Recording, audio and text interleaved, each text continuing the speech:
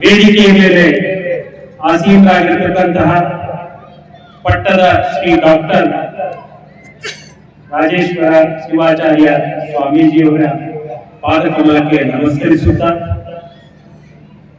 ಲಲಿತಾ ದೇವಿಯವರೇ ಹಾಗೂ ಹಿಂದೂ ಸಮಾಜೋತ್ಸವ ಸಮಿತಿ ಅಧ್ಯಕ್ಷರಾದಂತಹ ರಘುನಾಥ್ ರಾವ್ ಅವರೇ, ವೇದಿಕೆಯ ಮೇಲೆ ಆಸೀನರಾಗಿರತಕ್ಕಂತಹ ಪಟ್ಟದ ಶ್ರೀ ಡಾಕ್ಟರ್ ರಾಜೇಶ್ವರ ಶಿವಾಚಾರ್ಯ ಸ್ವಾಮೀಜಿಯವರ ಪಾದಕಮಲಕ್ಕೆ ನಮಸ್ಕರಿಸುತ್ತಾ, ಲಲಿತಾ ದೇವಿಯವರೇ ಹಾಗೂ ಹಿಂದೂ ಸಮಾಜೋತ್ಸವ ಸಮಿತಿ ಅಧ್ಯಕ್ಷರಾದಂತಹ ರಘುನಾಥ್ ರಾವ್ ಅವರೇ, ಈಗಷ್ಟೇ ಲಲಿತಾ ದೇವಿಯವರು ಒಂದು ಹಿಂದೂ ಅಂತಕ್ಕಂಥದ್ದು ಏನು, ಹಿಂದುತ್ವ, ಹಿಂದೂ ಈ ಪದದ ಅರ್ಥವನ್ನ ಬಹಳ ಸುಲಲಿತವಾಗಿ ಹೇಳಿ ತಿಳಿಸಿದರು. ಹಿಂದೂ ಅಂತಕ್ಕಂಥದ್ದು ಒಂದು ಧರ್ಮ, ಪ್ರಪಂಚದಲ್ಲಿರುವ ಒಂದೇ ಧರ್ಮ, ಅದು ಹಿಂದೂ ಧರ್ಮ. ಉಳಿದಂತದ್ದೆಲ್ಲ ಮತಗಳು. ಹಿಂದೂ ಧರ್ಮ, ಉಳಿದಂತದ್ದೆಲ್ಲ ಮತಗಳು. ಹಿಂದೂ ಅಂತಕ್ಕಂಥದ್ದು is A way of living, ಒಂದು ಜೀವನ ಪದ್ಧತಿ. ಈ ರಾಷ್ಟ್ರದಲ್ಲಿ ಸಾವಿರಾರು ವರ್ಷಗಳಿಂದ ನಡೆದುಕೊಂಡು ಬಂದಂತಹ ಸನಾತನ ಧರ್ಮವೇ ಹಿಂದೂ ಧರ್ಮ ಅನ್ನೋದನ್ನು ಮರಿಬಾರದು. ಹಿಂದೂ ಧರ್ಮ ಯಾವುದೋ 50 ವರ್ಷ 60 ವರ್ಷದ ಹಿಂದೆ ಬಂದಿರತಕ್ಕಂಥದ್ದಲ್ಲ. ಈ ಮಣ್ಣಿನ ಗುಣ ಇದೆಯಲ್ಲ, ಈ ಮಣ್ಣಿನ ಮೂಲ ಬಂದು ಹಿಂದೂ ಧರ್ಮ ಅನ್ನೋದನ್ನ ಅರ್ಥ ಮಾಡ್ಕೊಳ್ಬೇಕು. ಕೆಲವು ಮೂರ್ಖರು ಹೇಳ್ತಾರೆ ಸಾವರ್ಕರ್ ಬಂದ್ಮೇಲೆ ಹಿಂದೂ ಬಂತು, ಆ ಪದ ಬಂತು, ಧರ್ಮ ಬಂತು ಅಂತಕ್ಕಂಥದ್ದು ಇಲ್ಲವೇ ಇಲ್ಲ. ಈ ಮಣ್ಣಿನ ಗುಣ ರಾಮಾಯಣ ಮಹಾಭಾರತದ ಆದಿಯಾಗಿರ್ತಕ್ಕಂಥದ್ದು ಏನ್ ಬಂದಿದೆಯೋ ಅದೇ ಹಿಂದೂ ಧರ್ಮ ಅನ್ನೋದನ್ನು ಮರಿಬಾರದು. ಬಂಧುಗಳೇ, ಇವತ್ತು ಈ ಹಿಂದೂ ಸಮಾಜೋತ್ಸವವನ್ನು ಯಾಕೆ ಆಚರಿಸ್ತಾ ಇದ್ದೀವಿ ಅಂತ ಹೇಳಿದ್ರೆ, ಈ ರಾಷ್ಟ್ರವನ್ನ ಕಳೆದ 100 ವರ್ಷದಿಂದ ಸದೃಢವಾಗಿ ನಿಲ್ಲುವಂತ ಒಂದು ಶಕ್ತಿಯುತವಾದಂತಹ ಸಮಾಜವನ್ನ ಕಟ್ಟುವಲ್ಲಿ ದಾಪುಕಾಲು ಹಾಕಿ ಮುಂದೆ ಹೋಗ್ತಾ ಇರ್ತಕ್ಕಂತಹ ರಾಷ್ಟ್ರೀಯ ಸ್ವಯಂ ಸೇವಕ ಸಂಘದ 100ನೇ ವರ್ಷವನ್ನ ಈ ಸಲ ಆಚರಿಸ್ತಾ ಇದ್ದೇವೆ. ಸಂಘ ಯಾರೋ ಒಬ್ಬ ವ್ಯಕ್ತಿಯ ಮೇಲೆ ನಿಂತಿಲ್ಲ, ವ್ಯಕ್ತಿಯಲ್ಲಿ ವ್ಯಕ್ತಿತ್ವವನ್ನು ಮತ್ತಷ್ಟು ಸದೃಢಗೊಳಿಸಿ ವ್ಯಕ್ತಿ ನಿರ್ಮಾಣದ ಕೆಲಸವನ್ನ ಕಳೆದ 100 ವರ್ಷದಿಂದ ಮಾಡಿಕೊಂಡು ಬಂದಿದೆ. ಡಾಕ್ಟರ್ ಕೇಶವ ಬಲಿರಾಮ್ ಹೆಡ್ಗೇವಾರ್ ಅವರು ಸಂಘ ಸ್ಥಾಪನೆ ಮಾಡಬೇಕು ಅನ್ನೋ ಸಂದರ್ಭದಲ್ಲಿ ಭಾರತಕ್ಕೆ ಇವತ್ತಲ್ಲ ನಾಳೆ ಸ್ವಾತಂತ್ರ್ಯ ಬಂದೇ ಬರುತ್ತೆ. ಬ್ರಿಟಿಷರು ಭಾರತವನ್ನು ಬಿಟ್ಟು ತೊಲಗುತ್ತಾರೆ, ಆದ್ರೆ ಸ್ವಾತಂತ್ರ್ಯ ಬಂದ ನಂತರ ಈ ಭಾರತದ ಉಳಿವು ಯಾವುದರ ಮೇಲೆ ಇರಬೇಕು? ಈ ಭಾರತದ ಅಸ್ತಿತ್ವ ಸನಾತನ ಧರ್ಮ, ಹಿಂದೂ ಧರ್ಮ ನಿಲ್ಲಬೇಕು ಅಂತ ಹೇಳಿದ್ರೆ ಏನು ಬದಲಾವಣೆ ಆಗಬೇಕು ಸಮಾಜದಲ್ಲಿ ಅನ್ನುವಂತ ವಿಚಾರವನ್ನು ಮಾಡಿದಾಗ 1925ನೇ ಇಸ್ವಿಯಲ್ಲಿ ನಾಗ್ಪುರದ ಮೊಯ್ತೆವಾಡೆಯಲ್ಲಿ ರಾಷ್ಟ್ರೀಯ ಸ್ವಯಂ ಸೇವಕ ಸಂಘವನ್ನ ಪ್ರಾರಂಭಿಸುತ್ತಾರೆ. ವ್ಯಕ್ತಿ ನಿರ್ಮಾಣದ ಮೂಲಕ ಭಾರತ ಶಾಶ್ವತವಾಗಿ ಉಳಿಯೋದಕ್ಕೆ ಸಾಧ್ಯ ಇದೆ ಅನ್ನತಕ್ಕಂಥದ್ದನ್ನ ಮಾಡಿ ತೋರಿಸಿದಂತಹ ಸಂಸ್ಥೆ ರಾಷ್ಟ್ರೀಯ ಸ್ವಯಂ ಸೇವಕ ಸಂಘ. ಸಂಘದ ಈ 100ನೇ ವರ್ಷದ ಆಚರಣೆ ಒಂದು ಕಡೆ ಆದ್ರೆ, ಒಂದೇ ಮಾತರಮಿನ 150ನೇ ವರ್ಷದ ಆಚರಣೆ ಕೂಡ ನಾವು ಮಾಡ್ತಾ ಇದ್ದೀವಿ ಇವತ್ತು. ಯಾವ ಒಂದೇ ಮಾತರಂ ಈ ದೇಶಕ್ಕೆ ಸ್ವಾತಂತ್ರ್ಯ ಕೊಡ್ತೋ ಆ ಒಂದೇ ಮಾತರಂ, ಬಂಕಿಂ ಚಂದ್ರ ಚಟರ್ಜಿ ಅವರ ಬರೆದಂತಹ ಒಂದೇ ಮಾತರಮಿನ ಆ ಒಂದು 150ನೇ ವರ್ಷ.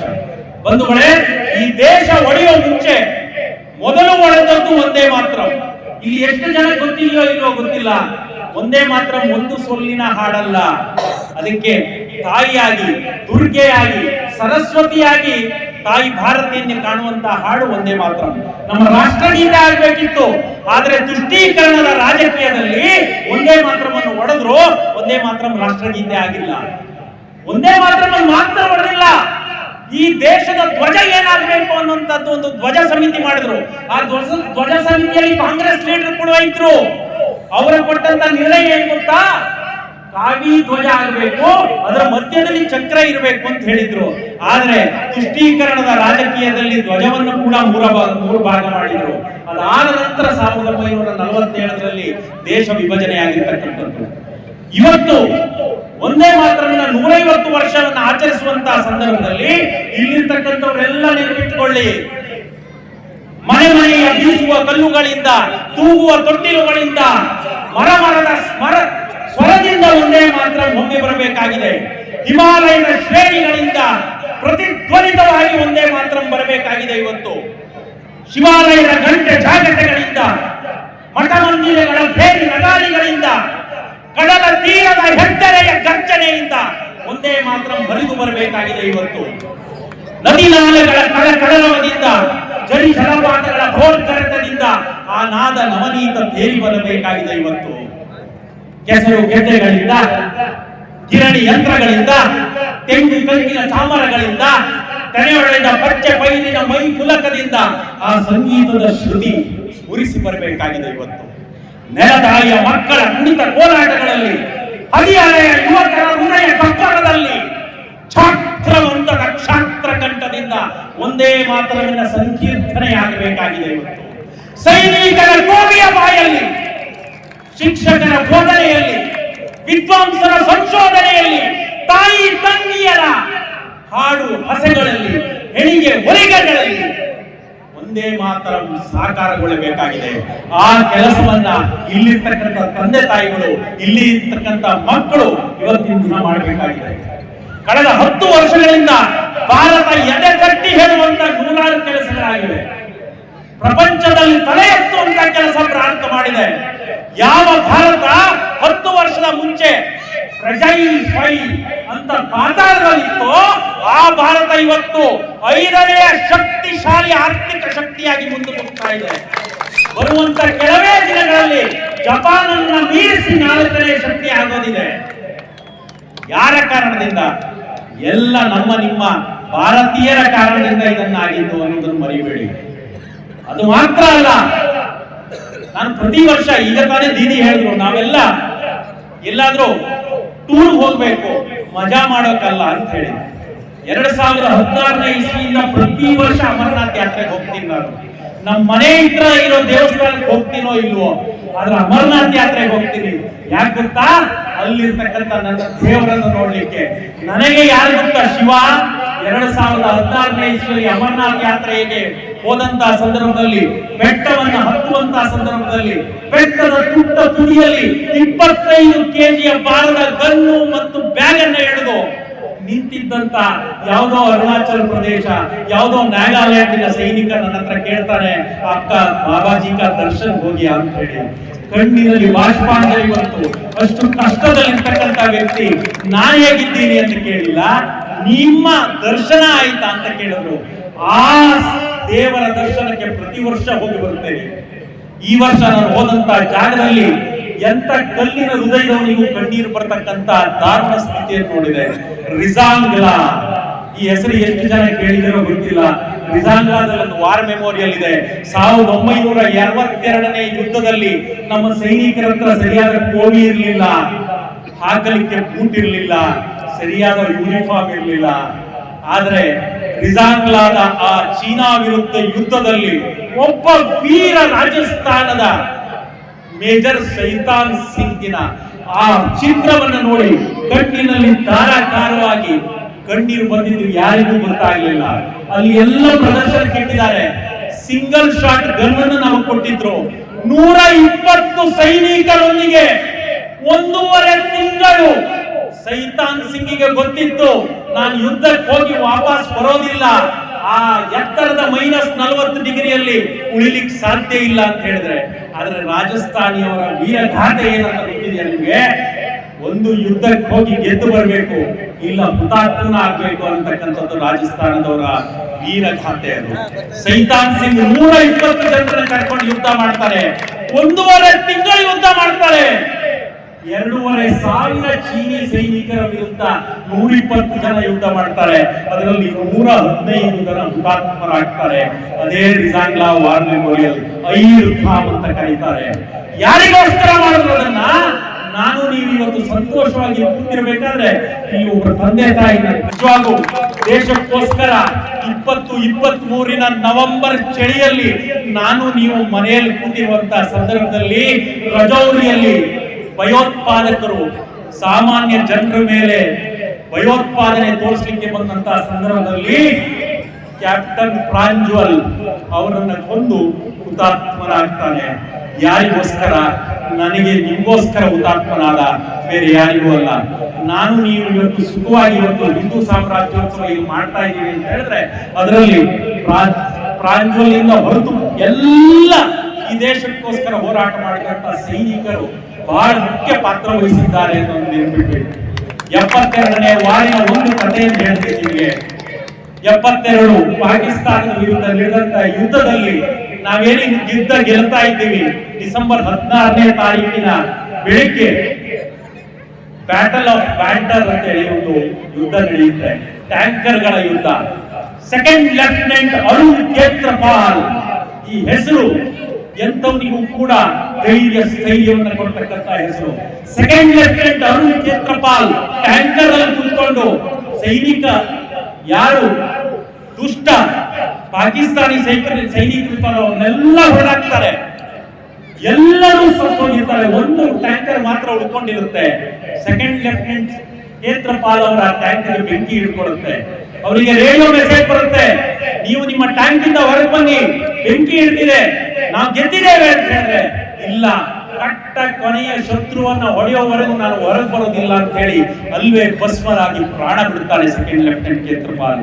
ಅವನ ತಾಯಿ ಪೂನಾದಲ್ಲಿ ಮಗ ಬರ್ತಾನೆ.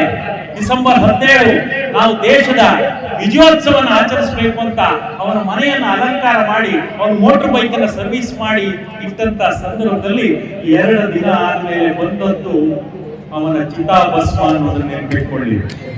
ಇದೇ ಸೆಕೆಂಡ್ ಲೆಫ್ಟಿನೆಂಟ್ ಕೇತ್ರಪಾಲ್ ಅವರ ತಂದೆ ಬ್ರಿಗೇಡಿಯರ್ MN ಕೇತ್ರಪಾಲ್ 2012ನೇ ಇಸ್ವಿಯಲ್ಲಿ ಪಾಕಿಸ್ತಾನಕ್ಕೆ ಹೋಗ್ತಾರೆ. ಯಾಕಂದ್ರೆ ಅವ್ರು ಹುಟ್ಟಿದ ಪಾಕಿಸ್ತಾನದಲ್ಲಿ. ಅವರು ಪಾಕಿಸ್ತಾನಕ್ಕೆ ಹೋದಂತ ಸಂದರ್ಭದಲ್ಲಿ ಅಲ್ಲಿ ಒಬ್ಬ ಪಾಕಿಸ್ತಾನಿ ಆಫೀಸರ್ ಅವ್ರನ್ನ ಬರಮಾಡಿಕೊಂಡು ಇದು ಪ್ರೋಟೋಕಾಲ್ ಅವ್ರನ್ನ ನೋಡ್ಕೊಳ್ತಾರೆ. ಆದ್ರೆ ಇದ್ದಂತ 4 ದಿನ ಕೂಡ ಪಾಕಿಸ್ತಾನಿ ಆಫೀಸರಿಗೆ ಬಹಳ ದುಃಖ, ಒಂದು ರೀತಿ ದುಃಖದ ಮನಸ್ಸಿನಲ್ಲಿ ಅವರಿಗೆ ಸೇವೆ ಮಾಡ್ತಾ ಇರ್ತಾರೆ. ಕೊನೆಯ ದಿನ ಅವರು ವಾಪಸ್ ಬರುವಾಗ ಕೇಳ್ತಾರೆ, ಇಷ್ಟೆಲ್ಲ ಚೆನ್ನಾಗಿ ನನಗೆ ಹಾಸ್ಪಿಟಾಲಿಟಿ ಕೊಟ್ರಿ, ನೀವು ಸೇವೆ ಮಾಡಿದ್ರಿ, ನಿಮ್ಮ ಮನಸ್ಸಿನಲ್ಲಿ ಏನೋ ಒಂದು ನೋವು ಕಾಣಿಸ್ತಾ ಇದೆ, ಏನು ಅಂತ ಕೇಳಿದಾಗ ಆ ಪಾಕಿಸ್ತಾನಿ ಆಫೀಸರ್ ಕೊಟ್ಟು ಉತ್ತರ ಏನು ಗೊತ್ತಾ?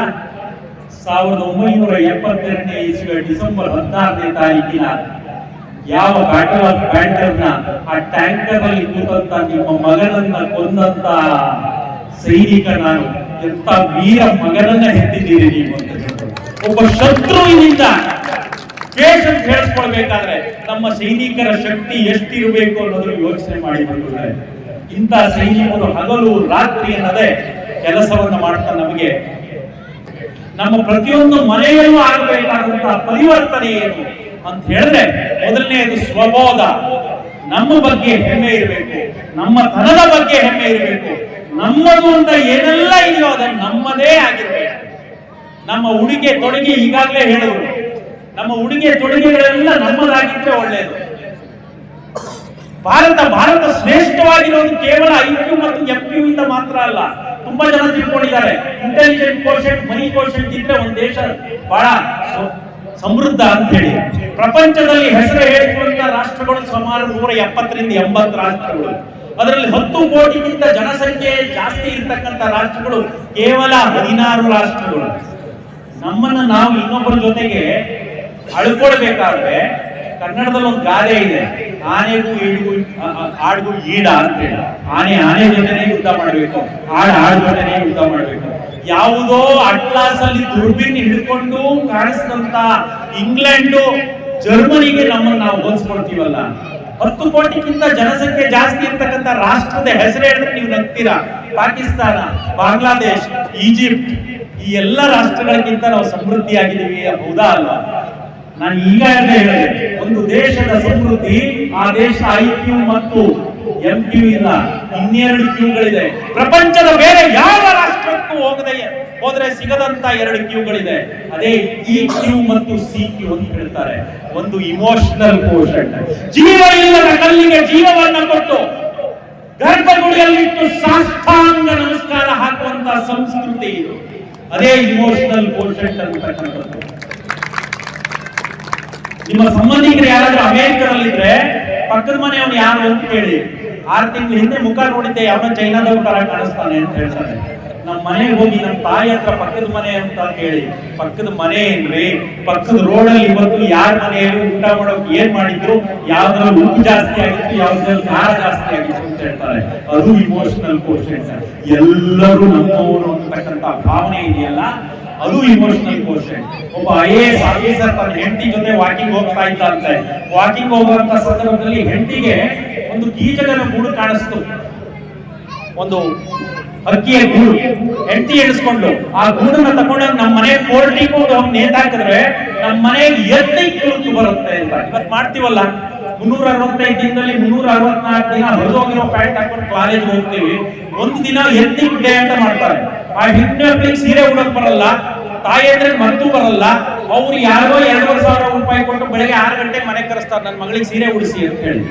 9 ಗಂಟೆ ಕಾಲೇಜ್ ಹೋಗೋರು 11 ಗಂಟೆ ಕಾಲೇಜ್ ಹೋಗ್ತಾರೆ ಹೆಣ್ಮಕ್ಳು. ಇದು ಎತ್ತಿಕ್ತೆ. ಹುಡುಗರು ವೇಸ್ಟ್ ಉಟ್ಕೋತಾರೆ, 2 ಹೆಜ್ಜೆ ನಡೆಯಕ್ಕಾಗಲ್ಲ, ಯಾಕಂದ್ರೆ ಒಳ್ಳೆ ಪ್ಲಾಸ್ಟರ್ ಅಂತ ಇರುತ್ತೆ. ಯಾಕಂದ್ರೆ ನಮ್ಮ ಸಂಸ್ಕೃತಿ ಮರ್ತ್ಬಿಟ್ಟಿದ್ದಾರೆ. ಆ ರೀತಿನೇ ಈ ಹೆಂಗಸಿಗೂ ಅನಿಸ್ತು, ನಮ್ಮನೆ ಕೋರ್ಟಿಗೋದಲ್ಲಿ ಆ ಗೂಡು ನೇತಾಡಿದ್ರೆ ಒಳ್ಳೆ ಎತ್ತಿಕ್ ಲುಕ್ ಬರುತ್ತೆ ಅಂತ. IAS ಆಫೀಸರ್ ಆ ಕಡೆ ಈ ಕಡೆ ತಿರುಗಿ ನೋಡ್ದ, ಅವನಂತೂ ಮರ ಹತ್ತಲ್ಲ, ಹೆಂಡತಿಗಂತೂ ಹೊಂದೋಕ್ ಸಾಧ್ಯನೇ ಇಲ್ಲ.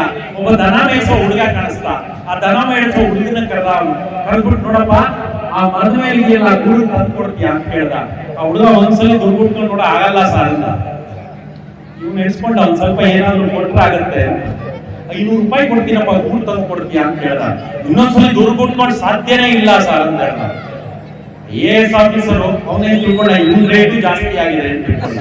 500 ಅಲ್ಲಪ್ಪ, 50 ಅಲ್ಲಪ್ಪ, 500 ರೂಪಾಯಿ ಕೊಡ್ತೀನಿ ತಂದು ಕೊಡ್ತೀಯ ಅಂದ್ರೆ ದನ ಮೇಯಿಸೋ ಹುಡುಗ ಕೊಟ್ಟು ಉತ್ತರ ಏನ್ ಗೊತ್ತಿದೆಯಾ?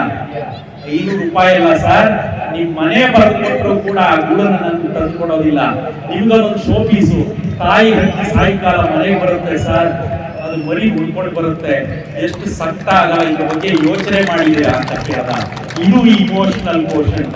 ಈ ದೇಶದಲ್ಲಿ ಕಾಣುವಂತ ಇಮೋಷನಲ್ ಕೋಶೆಂಟ್ ಇದು. ಇನ್ನೊಂದು ಕಲ್ಚರಲ್ ಕೋಶೆಂಟ್, ಸಾಂಸ್ಕೃತಿಕ ಸಂಪತ್ತಿದೆಯಲ್ಲ. ನಾನು ಸಾಂಸ್ಕೃತಿಕ ಸಂಪತ್ತು ಅಂದ ತಕ್ಷಣ ನಿಮ್ ಗಂಟೆ ಎದುರುಗಡೆ ಬರ್ತಕ್ಕಂಥ ಬೇಲೂರು, ಹಳೆಬೀಡು, ಕೋಲಾರ, ಇನ್ನೊಂದು ಮತ್ತೊಂದು ಇಲ್ಲ. ಈ ದೇಶದಲ್ಲಿ 100 ಕಿಲೋಮೀಟರ್ ಭಾಷೆ ಬದಲಾಗುತ್ತೆ. ನೋಡಿದೀರಾ? ಬೆಂಗಳೂರಲ್ಲಿ ಮಾತಾಡೋ ಭಾಷೆನೇ ಬೇರೆ, ಮಂಡ್ಯದಲ್ಲಿ ಮಾತಾಡೋ ಕನ್ನಡ ಭಾಷೆನೇ ಬೇರೆ. ನಾನು ಕುಂದಾಪುರದಿಂದ ಬರೋನು, ನನ್ನ ಕನ್ನಡ ಕೇಳಿದ್ರೆ ನೀವು ತಲೆ ತಿರುಗಿ ಬರುತ್ತೆ. 100 ಕಿಲೋಮೀಟರ್ ಭಾಷೆ ಮಾತ್ರ ಬದಲಾಗಲ್ಲ, ಹಾಕೋ ವೇಷ ಕೂಡ ಬದಲಾಗುತ್ತೆ. ಈಗ ನಾವು ಪ್ಯಾಂಟ್ ಶರ್ಟ್ ಹಾಕೊಳ್ಬಹುದು, ಒಂದ್ ಕಡೆ ವೇಸ್ಟ್ ಇಟ್ಕೊಂಡ್ರೆ ಇನ್ನೊಂದ್ ಕಡೆ ಕಚ್ಚೆ ಬಚ್ಚೆ ಇಟ್ಕೊಳ್ತಾರೆ, ಇನ್ನೊಂದ್ ಕಡೆ ಪೈಜಾಮ ಹಾಕೊಳ್ತಾರೆ, ಒಂದ್ ಕಡೆ ಕೋಟ್ ಹಾಕೊಳ್ತಾರೆ, ಒಂದ್ ಕಡೆ ಟೋಪಿ ಹಾಕೊಳ್ತಾರೆ. ವೇಷ ಮಾತ್ರ ಬದಲಾಗೋದಿಲ್ಲ, 100 ಕಿಲೋಮೀಟರ್ಗೆ ನಾವು ತಿನ್ನುವಂತ ಆಹಾರ ಕೂಡ ಬದಲಾಗುತ್ತೆ. ಒಂದ್ ಕಡೆ ವೈಟ್ ರೈಸ್, ಇನ್ನೊಂದ್ ಕಡೆ ಕುಸುಮಲಕ್ಕಿ, ಇನ್ನೊಂದ್ ಕಡೆ ರಾಗಿ ಮುದ್ದೆ, ಇನ್ನೊಂದ್ ಕಡೆ ರಾಗಿ ರೊಟ್ಟಿ, ಜೋಳದ ರೊಟ್ಟಿ. ಏನ್ ವೈವಿಧ್ಯಮಯವಾದ ಸಂಪತ್ತು ಇದು ನಮ್ಮ ಕಲ್ಚರಲ್ ಕೋಶೆಂಟ್, ಸಾಂಸ್ಕೃತಿಕ ಸಂಪತ್ತು. ನೀವು ಅಮೆರಿಕಕ್ಕೆ ಹೋದ್ರೆ 100 ಕಿಲೋಮೀಟರ್ ಇಂಗ್ಲಿಷೇ ಸಿಗೋದು, 100 ಕಿಲೋಮೀಟರ್ 3 ಪೀಸ್ ಊಟೇ ಸಿಗೋದು, 100 ಕಿಲೋಮೀಟರ್ ನೀವು ಸಿಗೋದು KFC, ಮೆಕ್ಡೊನಾಲ್ಡ್ಸ್, ಸಬ್ವೆ. ಅಲ್ಲೊಂದು ಇಲ್ಲೊಂದು ಸರ್ವಣ ಭವನ ಇತ್ತೀಚೆಗೆ ಓಪನ್ ಆಗಿದೆ, ಅಷ್ಟೇ ಸಿಗೋದು. ಈ ಸಂಪತ್ತನ್ನು ನಾವು ಉಳಿಸಬೇಕಾಗಿದೆ. ಅದನ್ನೇ ಸ್ವಬೋಧ ಅಂತ ಹೇಳೋದು. ಸ್ವ, ನನ್ನದ್ರ ಬಗ್ಗೆ ನನಗೆ ಹೆಮ್ಮೆ ಇರಬೇಕು. ಇದು ಉಳಿಬೇಕಾದ್ರೆ ಕುಟುಂಬ ಪ್ರಬೋಧನ ಆಗ್ಬೇಕು. ನಾವೆಲ್ಲ ಇಲ್ಲಿ 50-60 ವರ್ಷ ದಾಟಿದವರೆಲ್ಲ ಒಂದು ಜಾಯಿಂಟ್ ಫ್ಯಾಮಿಲಿಯಲ್ಲಿ ಇದ್ದವರು, ಕೂಡು ಕುಟುಂಬದಲ್ಲಿ ಇದ್ದವರು. ಒಂದ್ ಮನೆಯಲ್ಲಿ 10 ಜನ ಇದ್ರೆ ಅದೊಂದು ಕುಟುಂಬ ಅಂತ ಅನಿಸ್ತಾ ಇತ್ತು, ಹೌದಾ ಅಲ್ಲ? ಆದ್ರೆ ಇವತ್ತಿನ ದಿನ ಮನೆಯಲ್ಲಿ 3ಗಿಂತ 1 ಜನ ಜಾಸ್ತಿ ಆದ್ರೆ ಮನೆಯಲ್ಲಿ ತಲೆನೋವು ಬರುತ್ತೆ. ಮಕ್ಕಳದಂತೂ ಮೊದಲೇ ತಲೆನೋವು ಬಂದು ಬೋಲ್ಟ್ ಹಾಕೊಂಡು ರೂಮಲ್ಲಿ ಕೂತ್ ಬಿಡ್ತಾರೆ, ಹೌದಾ ಅಲ್ಲ? ಈ ಬದಲಾವಣೆ ನೋಡಿದೀರಾ? ನಾವು 60 ವರ್ಷದಿಂದ ಕೂಡು ಕುಟುಂಬದಲ್ಲಿ ಇದ್ದಾಗ ಎಲ್ಲರಿಂದ ಸ್ವಲ್ಪ ಕಲ್ತ್ಕೊಳ್ತಾ ಇದ್ವಿ, ಚಿಕ್ಕಪ್ಪ, ಚಿಕ್ಕಮ್ಮ, ಅತ್ತೆ, ಮಾವ. ಆದ್ರಿಂದ ಹೊರಗಡೆ ಜೀವನ ಹೇಗೆ ನಡೆಸಬೇಕು ಅಂತ ನಮ್ಗೆ ಸ್ವಲ್ಪ ಮಟ್ಟಿಗಾದ್ರೂ ತಿಳುವಳಿಕೆ ಇತ್ತು. ಇವತ್ತಿನ ದಿನ ನಿಮ್ಮ ಮಕ್ಕಳಿಗೆ ಹೊರಗಡೆ ಹೋಗಿ 1 kg ಮೈದಾ ತಗೊಂಬ ಅಂದ್ರೆ ಓದಿ ಹಿಟ್ಟು ತರ್ತಾರೆ. ಪರಿಸ್ಥಿತಿ ಯಾಕೆ ಹೀಗಾಗಿದೆ ಅಂತ ಹೇಳಿದ್ರೆ, ನಾನು, ನನ್ನ ಹೆಂಡತಿ, ನನ್ನ ಮಗ ಅಥವಾ ಮಗಳು 3 ಜನ ಬಿಟ್ರೆ ಬೇರೆ ಯಾರೂ ಇಲ್ಲ ಅಂತಕ್ಕಂಥದ್ದು ಹಿಂದೂ ಸಮಾಜದಲ್ಲಿ ದೊಡ್ಡ ದುರಂತ ಆಗ್ತಾ ಇದೆ. ಹಾಗಾದ್ರೆ ಇವತ್ತು ಕೂಡು ಕುಟುಂಬದಲ್ಲಿ ಇರ್ಬೇಕಾ? ಸಾಧ್ಯ ಇಲ್ಲ. ಆದ್ರೆ ವರ್ಷಕ್ಕೆ 3 ತಿಂಗಳಿಗೆ ಒಂದ್ಸಲಿ ಎಲ್ಲ ಕುಟುಂಬದವರು ಎಲ್ಲರೂ ಒಟ್ಟಾಗಿ ಸೇರಿ ಮೊಬೈಲ್ ಅನ್ನು ಹೊರಗಿಟ್ಟು ಒಟ್ಟಾಗಿ ಸೇರಿ ಒಂದು ದಿನ ನಿಮ್ಮ ಮಕ್ಕಳಿಗೆ ಅವ್ರು ಚಿಕ್ಕಪ್ಪ ಯಾರು, ಚಿಕ್ಕಮ್ಮ ಯಾರು, ಅತ್ತೆ ಯಾರು, ಸೋದರತ್ತೆ ಅಂದ್ರೇನು, ಸೋದರ ಮಾವ ಅಂದ್ರೇನು ಅನ್ನೋದನ್ನು ತಿಳಿಯುವಂತ ಕೆಲಸ ಮಾಡಿ. ಇಲ್ಲ ಅಂದ್ರೆ ರಸ್ತೆ ಮೇಲೆ ಹೋಗುವಂತ ಸಾಮಾನ್ಯ ವ್ಯಕ್ತಿ ಕೂಡ ಅಂಕಲ್ ಆಂಟಿ ಆಗ್ತಾನೆ, ಚಿಕ್ಕಪ್ಪ ಚಿಕ್ಕಮ್ಮ ಕೂಡ ಅಂಕಲ್ ಆಂಟಿ ಆಗ್ತಾರೆ.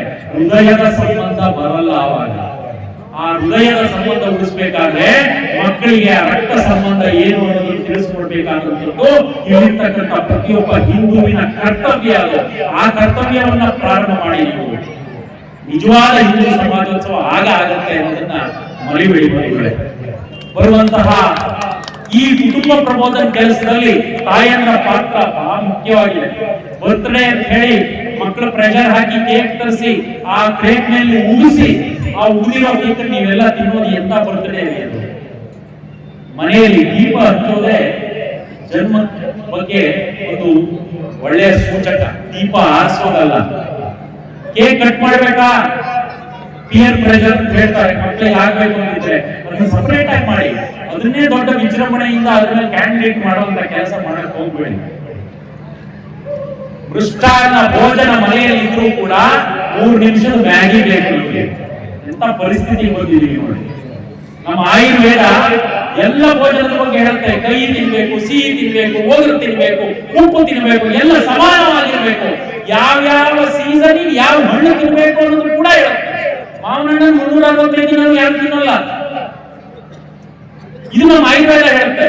ಅದನ್ನ ನಾವು ಹಿಂದೂಗಳಾಗಿ ಅದನ್ನ ಮನೆಯಲ್ಲಿ ಪ್ರಾಕ್ಟೀಸ್ ಮಾಡಲ್ಲ ಅಂದ್ರೆ ಅದೊಂದು ದುರಂತ ಅಲ್ಲ. ಆ ಕುಟುಂಬ ಪ್ರಮೋದನ, ಫ್ಯಾಮಿಲಿ ಎನ್ಲೈಟ್ಮೆಂಟ್ ಪ್ರತಿಯೊಂದು ಕುಟುಂಬದಲ್ಲಿ ಆಗಬೇಕಾಗಿದೆ ಇವತ್ತು. ಮೂರನೇದಾಗಿ ಪರಿಸರ ಸಂರಕ್ಷಣೆ.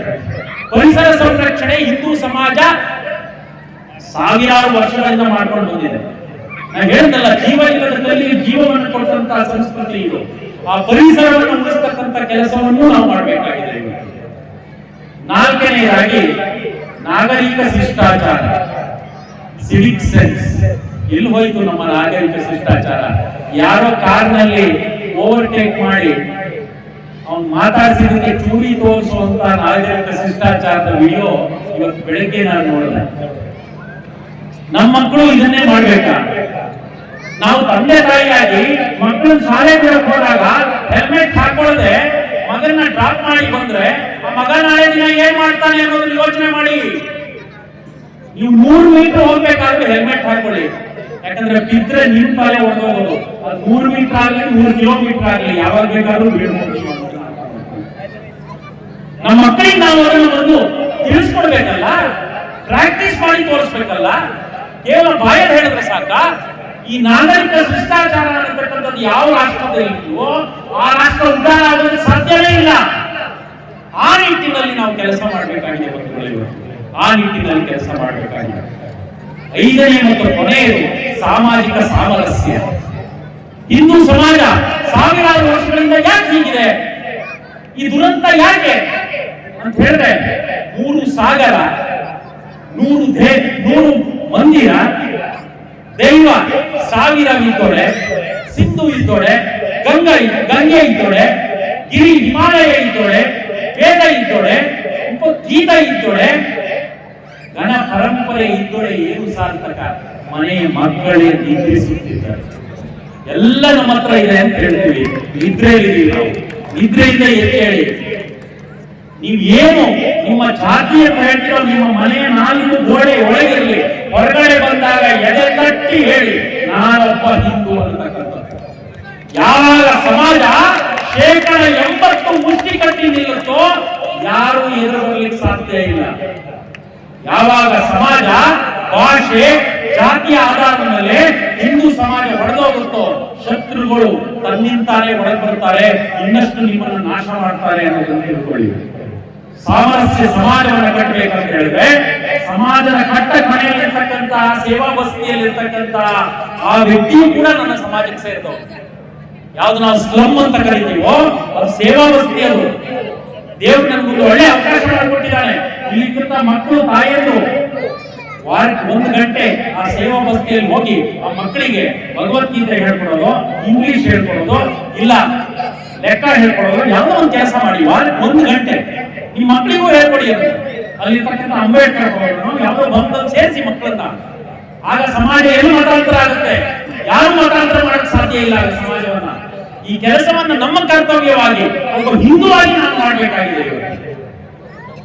ನಾನು ಈಗಾಗಲೇ ಹೇಳಿದೆ, ಭಾರತ ಮತ್ತಷ್ಟು ಸುದೃಢವಾಗಿ ಬೆಳೆದಿದೆ ಅಂತಕ್ಕಂಥದ್ದಕ್ಕೆ ಒಂದು ಜ್ವಲಂತ ಉದಾಹರಣೆ ಮೇ 11ನೇ ತಾರೀಕು ನಡೆದಂತಹ ಮತ್ತು 7ನೇ ತಾರೀಕು ನಡೆದಂತಹ ಎರಡು ಅದ್ಭುತವಾದಂತಹ ನಮ್ಮ ರಾಷ್ಟ್ರದ ಸೈನಿಕರ ಆ ಒಂದು ಶಕ್ತಿಯ ಪ್ರದರ್ಶನ. 23 ನಿಮಿಷದಲ್ಲಿ 9 ಭಯೋತ್ಪಾದಕರ ಆ ತೊಟ್ಟಿ ಭಯೋತ್ಪಾದಕರ ತಾಣವನ್ನ ನಾಶ ಮಾಡಿದಂತ ಯಾವುದಾದರೂ ಸೇನೆ ಇದ್ರೆ ಅದು ಭಾರತೀಯ ಸೇನೆ ಅನ್ನೋದನ್ನು ಮರಿಬೇಡಿ. 2 ಗಂಟೆಯ ಒಳಗೆ 11 ವಿಮಾನದ ನಿಲ್ದಾಣಗಳನ್ನ, ಮಿಲಿಟರಿ ವಿಮಾನ ತಾಣವನ್ನ ಸರ್ವನಾಶ ಮಾಡಿದಂತಹ ಶಕ್ತಿ ಯಾವುದಾದ್ರೂ ಇದ್ರೆ ಅದು ಭಾರತದ ಸೇನೆ ಅನ್ನೋದನ್ನು ಮರಿಬೇಡಿ. ಅದು ಒಂದು ನ್ಯೂಕ್ಲಿಯರ್ ನೇಷನ್ ಅಂತ ಹೇಳ್ಕೊಳ್ಳುವಂತ ಪಾಕಿಸ್ತಾನವನ್ನು ನುಚ್ಚು ನೂರು ಮಾಡಿತು. 300 ಕಿಲೋಮೀಟರ್ ವೇಗ ದೂರದಲ್ಲಿರ್ತಕ್ಕಂತಹ ವಿಮಾನವನ್ನ ನಮ್ಮ ಬ್ರಹ್ಮೋಸ್ ಮಿಸೈಲ್ ಹೊಡಿತು ಅಂದ್ರೆ ಅದು ವಿಶ್ವದಾಗಲೇ ರೀ. ಎದೆ ತಟ್ಟಿ ಹೇಳಬೇಕು, ನಮ್ಮ ಆಕಾಶ್ ಮಿಸೈಲ್, ನಮ್ಮ ಬ್ರಹ್ಮೋಸ್ ಮಿಸೈಲ್, ನಮ್ಮ ನಾಗಾಸ್ತ್ರ ಇದೆಲ್ಲ ಕೆಲಸ ಮಾಡಿತು. ಆ ಒಂದು ವಾರದಲ್ಲಿ ಶರಣಾಗತಿ ಸ್ಥಿತಿಯಲ್ಲಿ ಪಾಕಿಸ್ತಾನ ಹೋಗಿ ಬಾಯಿ ಹೊಡ್ಕೊಂಡು USA ಅಂತ. ಅಲ್ಲಿರೋ ಜೋಕರ್ ಏನು ಹೇಳ್ತಾ ಇದ್ದಾರೆ ಬಿಡಿ, ತಲೆ ಕೇಳಿಸ್ಕೊಬಿಡಿ ಅದ್ರ ಬಗ್ಗೆ. ನಮ್ಮ ಸೇನೆ ಶಕ್ತಿ ಏನಂತಕ್ಕಂಥದ್ದು ನಮ್ಮ ಆಳೋರಿಗೆ ಗೊತ್ತಿದೆ, ನನಗೆ ನೀವು ಗೊತ್ತಿದೆ.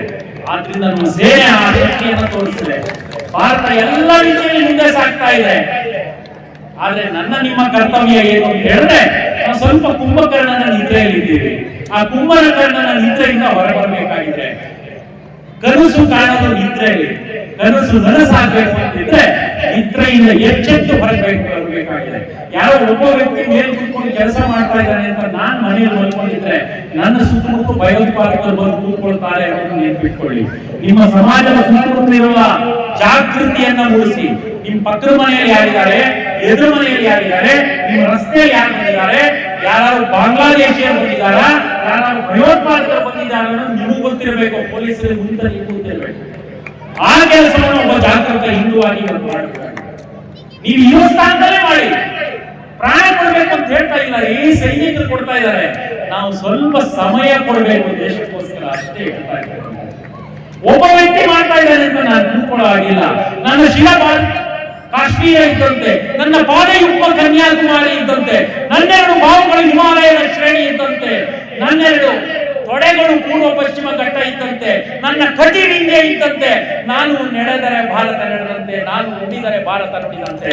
ನಾನು ಶಂಕರ ಆಗಬೇಕಾಗಿದೆ, ನಾನು ಬಸವ ಆಗಬೇಕಾಗಿದೆ, ನಾನು ಡಾಕ್ಟರ್ ಅಂಬೇಡ್ಕರ್ ಆಗಬೇಕಾಗಿದೆ. ಇವತ್ತು ಆವಾಗ 2040 ಭಾರತದ ಶತಮಾನ ಆಗೋದಿದೆ. ಅಬ್ದುಲ್ ಕಲಾಂ ಅವರ ಕನಸು ನನಸಾಗುತ್ತೆ. 2040 ಭಾರತದ ಶತಮಾನ ಯಾರ ಮೇಲೆ ಬಾಂಬ್ ಹಾಕಿ ಮಾಡೋದಿಲ್ಲ. ನಾವು ನಮ್ಮ ಆಧ್ಯಾತ್ಮ, ನಮ್ಮ ಒಳ್ಳೆಯತನದಿಂದ ಇಡೀ ವಿಶ್ವವನ್ನ ಗೆಲ್ತೇವೆ. ಇಡೀ ವಿಶ್ವ ಭಾರತದ ಎಡೆ ತಿರುಗಿ ನೋಡುತ್ತೆ. ಭಾರತದ ನಾಯಕತ್ವ ಬೇಕು ಅಂತ ಹೇಳುವಂತ ಸಂದರ್ಭ ಬಂದಿದೆ. ಈ ಸಂದರ್ಭವನ್ನು ಉಪಯೋಗಿಸಿಕೊಳ್ಳುವಂತ ಆ ಒಂದು ವಿಚಾರವನ್ನು ನಾವು ಇವತ್ತು ಮಾಡಬೇಕಾಗಿದೆ. ಹಿಂದೂಗಳಾಗಿ ನಾವು 80% ಇದ್ರೆ ಮಾತ್ರ ಇದು ಪ್ರಜಾಪ್ರಭುತ್ವವಾಗಿ ಉಳಿಯುತ್ತೆ ಅನ್ನೋದನ್ನು ಮರಿಬೇಡಿ. ಎಷ್ಟೋ ದೇಶಗಳು ಪ್ರಜಾಪ್ರಭುತ್ವ ಇದ್ದಿದ್ದು ಅಲ್ಲಿರ್ತಕ್ಕಂಥ ಮತಗಳ ಬದಲಾವಣೆ ಆದ ನಂತರ ಏನಾಯ್ತು ಅನ್ನೋದನ್ನ ಯೋಚನೆ ಮಾಡಿ. ರಾಷ್ಟ್ರೀಯ ಸ್ವಯಂ ಸೇವಕ ಆಗಲಿ, ಯಾವುದೇ ಹಿಂದೂ ಆಗಲಿ, ಯಾವುದೇ ಮತದ ವಿರೋಧಿ ಅಲ್ಲ. ಯಾವುದೇ ಮತದವನ್ನ ವಿರೋಧ ಮಾಡಲಿಕ್ಕೆ ಸಂಘ ಹುಟ್ಟುಕೊಳ್ಳಲಿಲ್ಲ. ಸಂಘ ಹುಟ್ಟಿದ್ದು ಈ ಸಮಾಜದ ಮೂಲ ಸನಾತನ ಧರ್ಮವನ್ನ ಉಳಿಸಲಿಕ್ಕೆ ಮಾತ್ರ ಅನ್ನತಕ್ಕಂಥದ್ದನ್ನು ನೆನಪಿಟ್ಕೊಳ್ಳಿ. We will never get into action, but if there is an action, we know how to give reaction ಅನ್ನತಕ್ಕಂಥದ್ದನ್ನು ಎದೆ ತಟ್ಟಿ ಒಬ್ಬ ಹಿಂದೂ ಇವತ್ತು ಹೇಳಬೇಕಾಗಿದೆ. ಎದೆ ತಟ್ಟಿ ಹೇಳಬೇಕಾಗಿದೆ. ಆ ಕೆಲಸವನ್ನು ನಾವು ಇವತ್ತು ಮಾಡಬೇಕಾಗಿದೆ. ನಾನು ಇಷ್ಟೆಲ್ಲ ಹೇಳಿದೆ ಅದಕ್ಕೋಸ್ಕರ ಹೇಳಿದೆ ಅಂತ ಹೇಳಿದ್ರೆ, ಕೆಲವರಿಗೆ ತಾವಿರುವಂತ ಭೂಮಿ ಬರೀ ಭೂಮಿ ಮಾತ್ರ. ನನಗೆ ನಿಮಗೆ ಅದು ಭೂಮಿ ಮಾತ್ರ ಅಲ್ಲ, ಮಾತೃಭೂಮಿ. ಎಷ್ಟು ವ್ಯತ್ಯಾಸ ಇದೆ ನೋಡಿ, ಪದ ಆ ಕಡೆ ಈ ಕಡೆ ಇದೆ. ಭೂಮಿ ಮಾತ್ರ ಅಂತ ಹೇಳಿದ್ರೆ ಹೋಗದ ವಾಸನೆ ಬರುತ್ತಲ್ಲ. ಮಾತೃಭೂಮಿ ಅಂತ ಹೇಳಿದ್ರೆ ಛತ್ರಪತಿ ಶಿವಾಜಿ ಮಹಾರಾಜ್ ಕಾಣಿಸ್ತಾನೆ, ತಾಯಿ ಭಾರತಿ ಕಾಣಿಸ್ತಾಳೆ, ಯಜ್ಞದಿಂದ ಬಂದಂತ ಜ್ವಾಲೆ ಕಾಣಿಸುತ್ತೆ, ಆ ತ್ಯಾಗ ಕಾಣಿಸ್ತದೆ. ಅದೇ ಮಾತು ನನ್ನ ಮಾತನ್ನ ಅಟಲ್ ಬಿಹಾರಿ ವಾಜಪೇಯಿ ಅವರ ಮಾತುಗಳೊಂದಿಗೆ ಮುಗಿಸ್ತೇನೆ. भारत एक जमीन का टुकड़ा नहीं है, ये जीता जागता राष्ट्र पुरुष है, ये वंदन की भूमि है, ये अभिनंदन की भूमि है, ये तर्पण की भूमि है, ये अर्पण की भूमि है. इसके कंकर कंकर में शंकर है, इसके बिंदु बिंदु में गंगा जल है. हम जिएंगे तो इस देश के लिए जिएंगे, हम मरेंगे तो इस देश के लिए मरेंगे. मरने के बाद जब कोई गंगा नदी में बहती हुई हमारा अस्थियों को सुनेगा तो एक ही आवाज आएगा, भारत माता की जय, भारत माता की जय, भारत माता की जय, भारत माता की, गो माता की, गंगा माता की, कावेरी माता की, यमुना माता की, तुलसी माता की, बोलो भारत माता की, सियावर रामचंद्र की, पवन सुत हनुमान की, बोलो भारत माता की. धन्यवाद.